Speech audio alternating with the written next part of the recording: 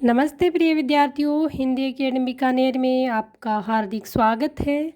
हम पढ़ रहे हैं एनसीईआरटी की बुक्स कक्षा 10 की क्षितिज पुस्तक, जिसमें हम 13 चैप्टर कंप्लीट कर चुके हैं। आज हमारा 14 नंबर का चैप्टर है। प्रिय विद्यार्थियों, अगर आप हिंदी से तैयारी कर रहे हैं, UGC net, first grade, second grade, set, other किसी टीचर एग्ज़ाम की जहाँ पर पूछा जाता है हिंदी साहित्य, तो ये वीडियो आपके लिए बहुत ही महत्वपूर्ण साबित होगा। आज हम पढ़ेंगे मन्नू भंडारी जी का साहित्यिक परिचय।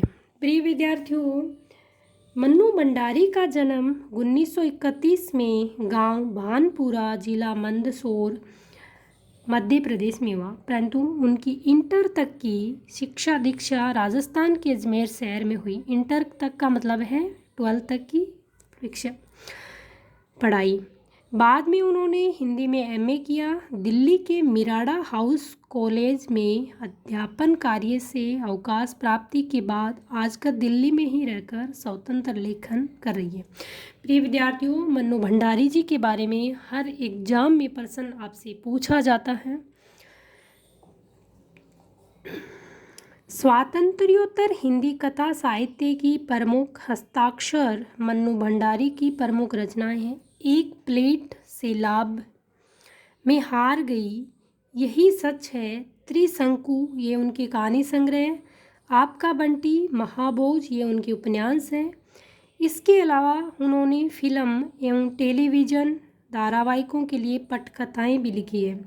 हाल ही में एक कहानी यह भी नाम से आत्मकथ्य का प्रकाशन हुआ है। उनकी साहित्यिक उपलब्धियों के लिए हिंदी अकादमी के शिखर सम्मान सहित उन्हें अनेक पुरस्कार प्राप्त हो चुके हैं, जिसमें भारतीय भाषा परिषद कोलकाता, राजस्थान संगीत नाटक अकादमी, उत्तर प्रदेश हिंदी संस्थान के पुरस्कार शामिल हैं।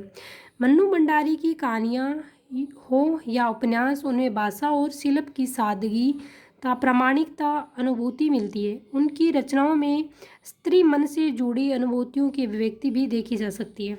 प्रिय विद्यार्थियों, यहाँ पर आपको उनका जन्म पूछा जा सकता है, जन्म स्थान पूछा जा सकता है, उनकी शिक्षा कहाँ पे हुई वे पूछा जा सकता है।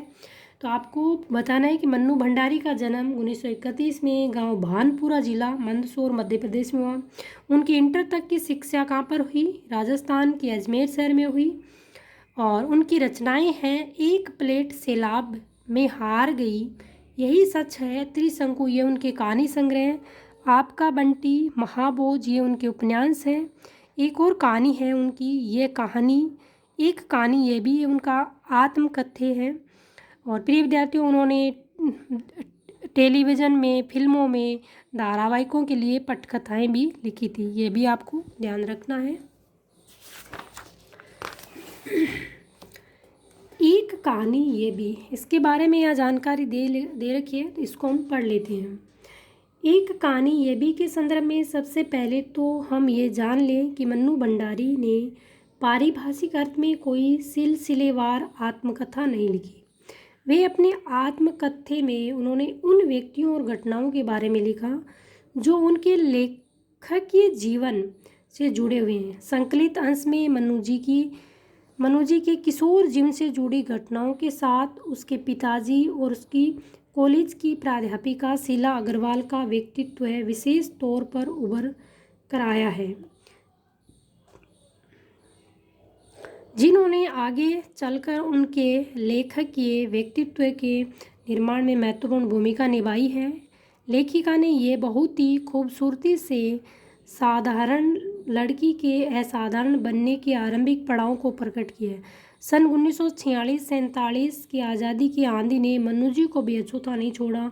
छोटे शहर की युवा होती लड़की ने आज़ादी की लड़ाई में जिस तरह भागीदारी की, उनका उत्साह और संगठन क्षमता और विरोध करने का तरीका देखने ही मिलता है। कहने का तात्पर्य है कि 1946-47 की आज़ादी की लड़ाई में मन्नू भंडारी जी ने बढ़ चढ़कर हिस्सा लिया था। प्रिय विद्यार्थियों, ये था मन्नू भंडारी जी का साहित्यिक परिचय। अगर आपको वीडियो अच्छा लगा तो वीडियो को अपने मित्रों के साथ शेयर कर दीजिएगा, चैनल को सब्सक्राइब कर लीजिए और बेल आइकन को प्रेस कर लीजिए ताकि आने वाला वीडियो का नोटिफिकेशन आप तक पहुंच सके। प्रिय विद्यार्थियों, पीछे वाली सीरीज़ नहीं देखी है तो देख लेना और पढ़ते रहिए, स्वस्थ रहिए, मस्त रहिए। जय हिंद, जय भारत।